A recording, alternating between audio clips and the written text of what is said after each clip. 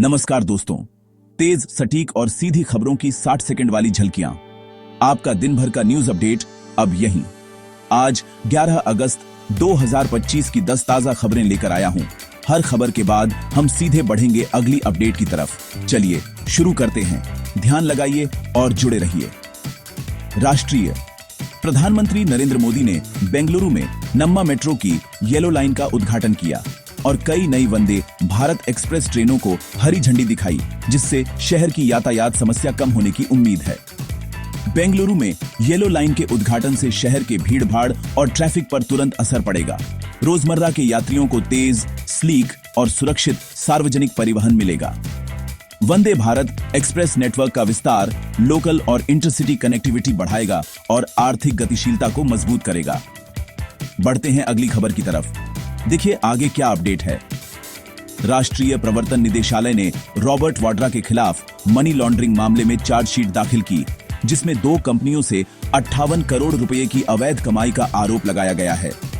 ED द्वारा दाखिल chargesheet में वित्तीय लेखे जोखे और संबंधित कंपनियों के लेन देन की जांच शामिल है। यह मामला राजनीतिक और आर्थिक दोनों स्तरों पर चर्चा का विषय बन सकता है। अब कानूनी प्रक्रिया आगे बढ़ेगी और अदालत में सबूतों की पड़ताल से आगे का मार्ग साफ होगा। बढ़ते हैं अगली खबर के लिए, तैयार हो जाइए।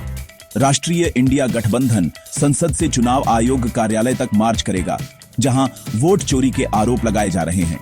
संसद से मार्च की योजना राजनीतिक विरोध और निष्पक्ष चुनाव प्रक्रिया को लेकर चिंता व्यक्त करती है।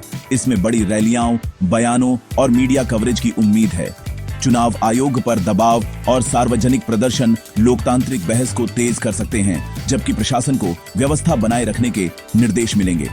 आगे बढ़ते हैं। अगली खबर क्या बताती है।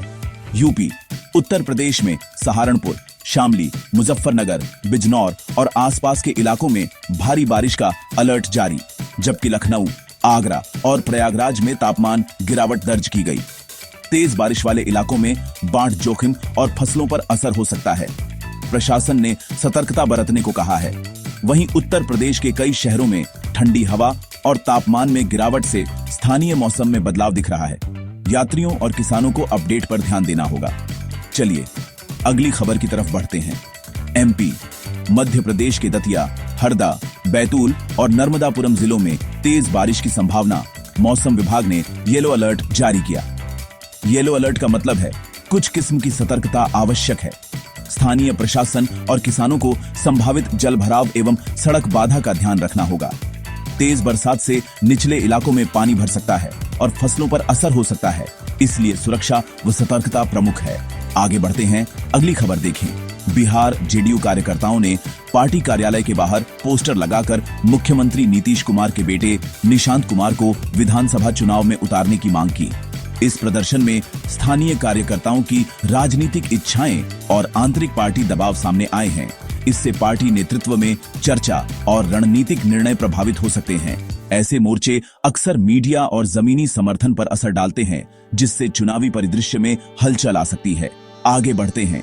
अगली खबर क्या है। राष्ट्रीय भारतीय सेना ने उत्तरकाशी के धराली क्षेत्र में 90 फुट का बैली ब्रिज बनाकर बाढ़ प्रभावित इलाकों में संपर्क बहाल किया, जिससे राहत कार्य तेज हुए। 90 फुट के इस अस्थायी ब्रिज से कटे हुए इलाकों तक राहत सामग्री और बचाव दल पहुंचना संभव हुआ। इससे मानवीय मदद और बचाव संचालन में तेजी आई है। सुरक्षा बलों की यह तत्परता आपदा प्रबंधन में निर्णायक साबित होती है और स्थानीय लोगों को राहत पहुंचाती है। बढ़ते हैं अगली खबर की ओर। राष्ट्रीय कर्नाटक के मुख्य निर्वाचन अधिकारी ने राहुल गांधी को पत्र लिखकर दस्तावेज पेश करने की मांग की, जो चुनाव से जुड़े मुद्दों पर आधारित है। निर्वाचन अधिकारी की नोटिस से संबंधित कानूनी और प्रक्रियागत सवालों पर चर्चा उभरेगी। राहुल गांधी को निर्देशों के अनुसार जवाब देना होगा। इस कदम का असर चुनावी प्रक्रिया और संबंधित दावों की जांच पर निर्भर करेगा और आगे की प्रतिक्रियाएं राजनीतिक रंग को बदल सकती हैं। चलिए अगली खबर के लिए बढ़ते हैं। राष्ट्रीय हिमाचल प्रदेश में सोमवार से गुरुवार तक भारी से बहुत भारी बारिश के लिए ऑरेंज अलर्ट जारी, जबकि पूर्व केंद्रीय मंत्री आनंद शर्मा ने एआईसीसी विदेश विभाग पर टिप्पणी की। हिमाचल में ऑरेंज अलर्ट का मतलब है कि प्रशासन और नागरिकों को उच्च सतर्कता बरतनी होगी। पर्यटन और पहाड़ी मार्ग प्रभावित हो सकते हैं। वहीं राजनीतिक टिप्पणी से संबंधित मामलों में बयानबाजी और प्रतिक्रियाएं बढ़ सकती है। दोनों घटनाएं स्थानीय और राष्ट्रीय चर्चा का हिस्सा बनेंगी।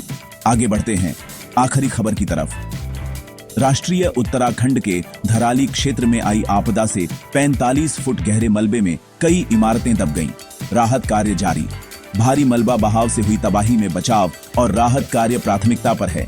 प्रशासन और बचाव दल इलाके में फंसे लोगों को निकालने और प्रभावितों को सुरक्षित स्थान पर पहुंचाने में लगे हुए हैं।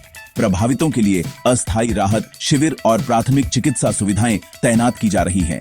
और अब चलिए आगे बढ़ते हैं अगली खबर की तरफ। कैसी लगी आपको ये सारी खबरें? मुझे कमेंट्स में जरूर बताइए। अगर वीडियो अच्छा लगा हो तो इसे लाइक कीजिए और अगर आपने चैनल को सब्सक्राइब नहीं किया है तो अभी सब्सक्राइब कीजिए। साथ ही घंटी के निशान को दबाना मत भूलिएगा ताकि आपको हमारी हर नई वीडियो का नोटिफिकेशन सबसे पहले मिले।